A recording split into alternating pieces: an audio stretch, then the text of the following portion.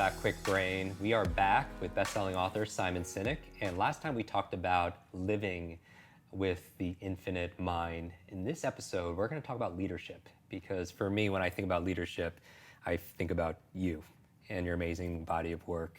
And I want to ask you this question: how do you lead with the infinite mind? Last episode, and I highly recommend people listen to that as a base, we talked about the 5 practices. So can we go deeper into the 5 practices and how they apply towards leadership? Absolutely. So what I've learned is that the leaders that lead with an infinite mindset, in other words, they lead to advance something rather than simply just achieve. Yeah.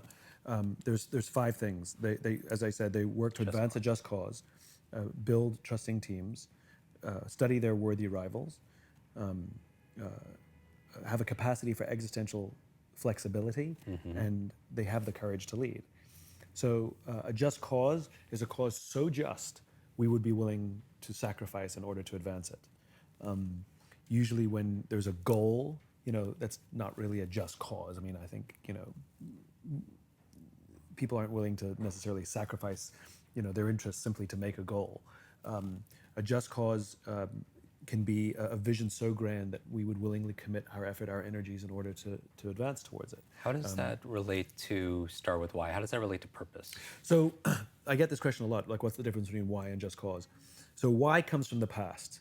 Okay. It is the sum total of how we were raised, the lessons we learned. It's who we are. We all only have one why, and it doesn't change. It's completely fixed. You are who you are, and your life is an opportunity to live in balance, to be authentic with who you truly are. That's what the why is. It comes from the past. It is objective. The just cause is about the future. It's about articulating a vision of an unknown future.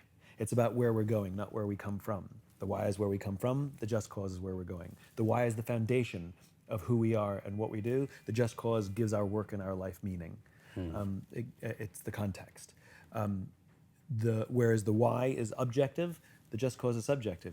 You can be whatever you want. I think a lot of people, especially young entrepreneurs, put a huge amount of pressure on themselves to what's your vision? What's your vision? What's your just cause? And the reality is, it's such a small percentage of our population, a couple percent of people who are truly visionaries, that people have true vision of a future state that does not yet exist. It's your Elon Musks, your Richard Bransons, your Steve Jobses, the people we write all the books about. They're visionaries. And I think we hold ourselves to an unfair standard to try and be like them. What's my vision? So I think it's an unfair standard to say, come up with a vision. However, it is totally legitimate to tell people to find a vision. So if a visionary has articulated a vision that you believe in, then you can commit your life, your business, your effort to help advance towards that vision. It can be religious, it can be business, it can be personal. You may hear a vision. We talked about Martin Luther King had a vision. You can make his vision your own. It is now my vision. So if there's a vision out there of a leader that you admire and love, the question is, how do you commit your energy, your company, to advance that vision? So you don't have to come up with a vision, but you do have to find a vision. And when I talk about sacrificing in order to advance that just cause, it could mean turning down a better paying job in order to stay here. It could mean working late hours or going on frequent business trips, which I don't like, but it feels worth it. It feels like this work that I'm doing has greater meaning. And I may not like every day at work, but I do get to love every day at work because I feel like my work matters. This is what a just cause provides. It gives our work, it gives our work in our lives meaning beyond the products we sell and the money we make. And then the second practice? The second practice is building trusting teams. As human beings, we are junk by ourselves. We're just not that smart, and we're just not that strong. But in teams, we're remarkable. We can solve incredible problems and lift huge weights when we work together. So building trusting teams is the commitment of a leader, and by leader I don't mean the person in charge, though that's good too, but I mean the person who takes responsibility for the people around them. You don't need a leadership position to be a leader. Or title. You don't need a title to be a leader. In fact, they have nothing to do with each other. One is formal authority, the other one is the commitment to see those around us rise. It's nice when they're in the same person. They don't have to be. So building trusting teams is about taking responsibility to create an environment in which trust can thrive. What does that mean? It means that we work in an environment where people feel safe to be vulnerable, safe to express weakness, which means we all know what it feels like. We've all been there. We all know what it feels like to be on a team where we can raise our hands and say, I made a mistake, or I'm struggling at home and it's affecting my work, or I don't understand the job you've asked me to do and I need somebody to explain it to me, or I need more training, or I'm scared, or I need help, without any fear of humiliation or retribution. In fact, we feel confident enough to say these things, to express this weakness, with the absolute confidence that our boss or our colleagues will rush in to support us. And you wrote about this in Leaders Eat Last. I wrote about it in both books, yeah. And if we don't have trusting teams, if we don't work on a trusting team, then we're showing up to work every day lying, hiding, and faking. We're hiding mistakes for fear that they'll put us at risk for the next round of layoffs or something. We're not going to ever admit that we don't know what we're doing or we don't know how something works for fear of being humiliated. And we don't ask for help. And it works for a while, but eventually those things, all those cracks build up and they take their toll in an organization, and indeed they take their toll in our lives. So taking the responsibility to build trusting teams is an absolute essential part of playing with an infinite mindset, because it means that we're not the sole person responsible for advancing the just cause. There's a whole team committed to this, and we can take care of each other. And when we all retire and die, there's a whole new generation that we've been looking after that's going to take over for us. Essential, absolutely essential in the infinite game. Worthy rival. It's funny. There's another guy who does what we do, and I'm like super competitive with him. Like I totally hate him, And he's always been very nice to me. I don't know what it is. And when I compare book rankings, I only compare his. I don't look at anybody else's, right? If he's ahead, I get angry. And if I'm ahead, I'm like smug, We had an opportunity to speak on the same stage together. I don't mean like him in the morning, me in the afternoon. I mean, we were interviewed together at the same time. And the interviewer thought it would be fun if we introduced each other. So I went first. And I turned to him on the stage. How'd that go? And I said, you make me really insecure. I said, all of your strengths are all of my weaknesses. And when your name comes up, I get really uncomfortable. And he looked at me and he said, funny, I feel the same about you. So the reason I had such a competitive energy with him, the reason I wanted to beat him, had nothing to do with him. It had to do with me. Right. It's because his strengths revealed to me my weaknesses. And it was so much easier for me to take all of that uncomfortable energy and direct it at him rather than take a hard look at myself and say, I got some work to do. It was a hugely cathartic experience to have that conversation. I've never compared our book rankings since. I actually don't compare my book rankings to anybody since that. We've become very close friends and really supportive of each other's work. And I recognize that we're much more powerful working as a team because we actually care about advancing the same cause. And it's allowed me to take a hard look at my weaknesses and work to become a better version of myself rather than just try and undermine and beat him. So this concept of worthy rivalry, and you can have worthy rivals as an organization. Who are the other organizations that do a better job than you do? Maybe they have better leaders or better marketing or their products are better. So reflect back to you where you can improve. Or you can have individuals. I think it's very dangerous inside organizations where leaders think it's smart to create internal competition. No, because then we're going to undermine each other and hoard information instead of sharing information. That can't be good. But it is totally healthy to have rivals internally. We've all had the experience where someone on our team got promoted and we got angry.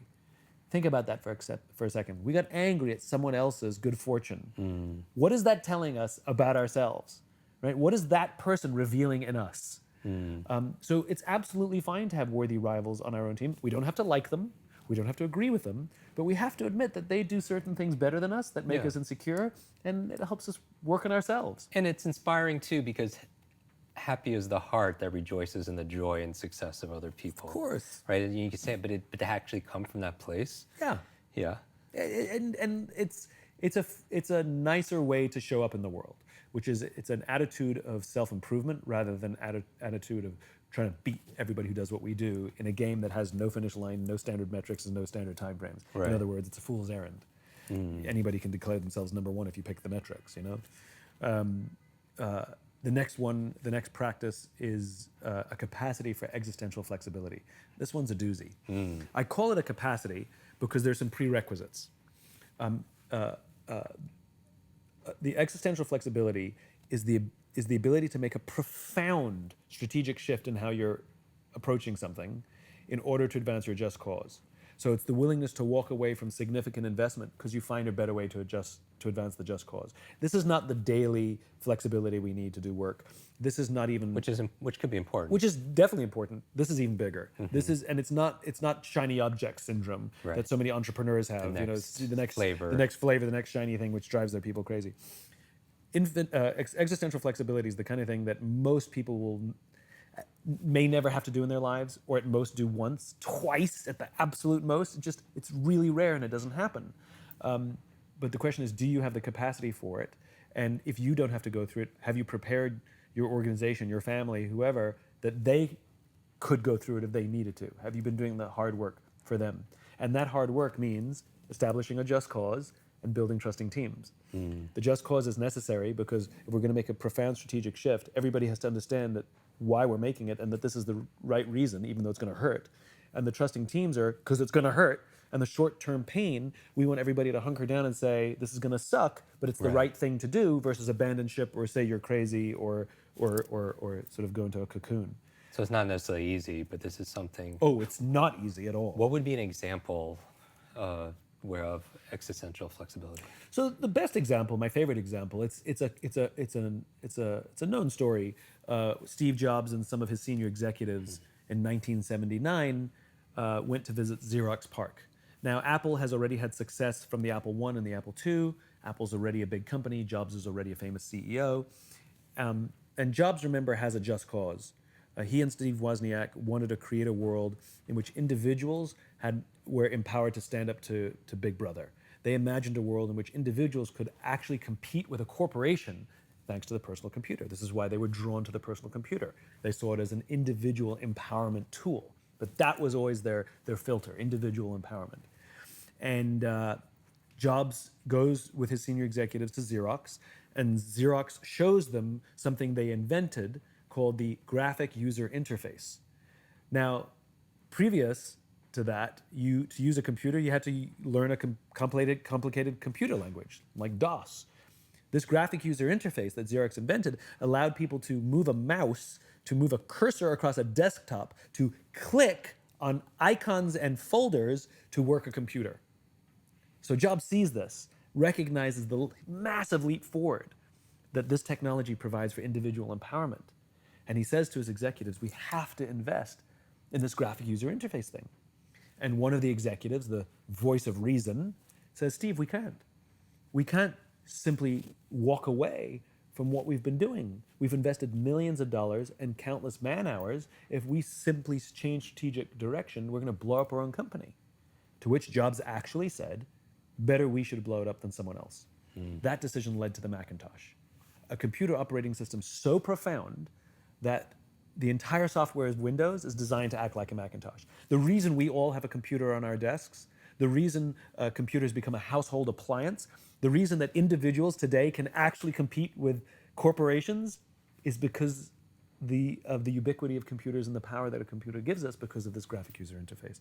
It was his willingness to make this profound strategic shift at great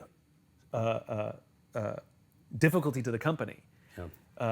Not to mention walking away from money spent and hours invested, because it was the better thing to do to advance his cause, to advance the cause that the whole company shared. That's existential flexibility.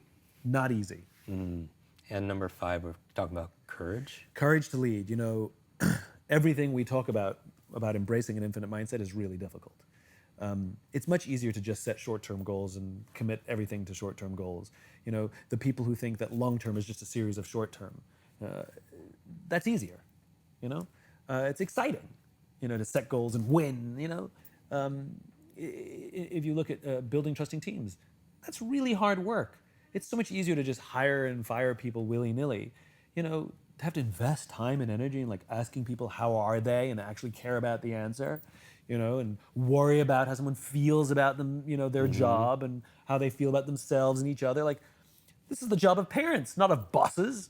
You know, it's hard work being a good leader inside a company, to actually create an environment in which people feel safe to be themselves. That's effort. It's much easier not to do it. If you talk about worthy rival, competitors are much more exciting. You can beat them and you get these thrills when you're ahead. Worthy rivalry is being forced to look at ourselves and admit our weaknesses and then work on them. Ugh, whoever wants to do that, you know?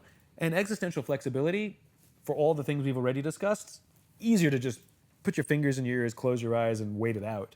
You know, let the next generation deal with it. We don't have to deal with it now. And if you think about how many decisions have been made in this and previous generations that have literally screwed up our world, that are our problems now because they're done and retired. That's the avoidance of existential flexibility. So all of this stuff is really hard and requires unbelievable courage to do them all. So then it begs the question, where does courage come from? So if I have to have courage, like how do I find courage? I don't believe courage is an internal fortitude. I actually believe courage is external. You know, the reason you have the courage to jump out of an airplane is not because of some internal guts. It's because of the parachute on your back. Like the parachute on your back gave you the courage to jump, right? A world famous trapeze artist would never try a brand new death-defying act for the first time without a net. It's the net that gave them the courage. And so it's the same with the rest of us, which is what gives us courage is the people in our lives. It's our friends. It's our colleagues. You know, when we doubt ourselves, when we're afraid, when we don't think we're strong enough, when we want to give up, when we do give up, it's a person in our lives who says, "I'm here. I got your back." And they encourage. I believe in you. Yeah. And even if everything blows up, I'll still be here. That's what gives us courage. Courage is external. Courage comes from the relationships that we have. I know that I couldn't do most of what I do if it weren't for the amazing people who believe in me. Because I want to give up. I often want to give up. It's hard. And I could tell you a story, of that. I mean, I think anybody who put themselves out there, everybody thinks everything goes perfectly. But what they're missing is that there's people in our lives who love us and care about us desperately, which is why we have the strength to do what we do. But that's not unique to us, that's everybody. So it's essential that we take care of those around us.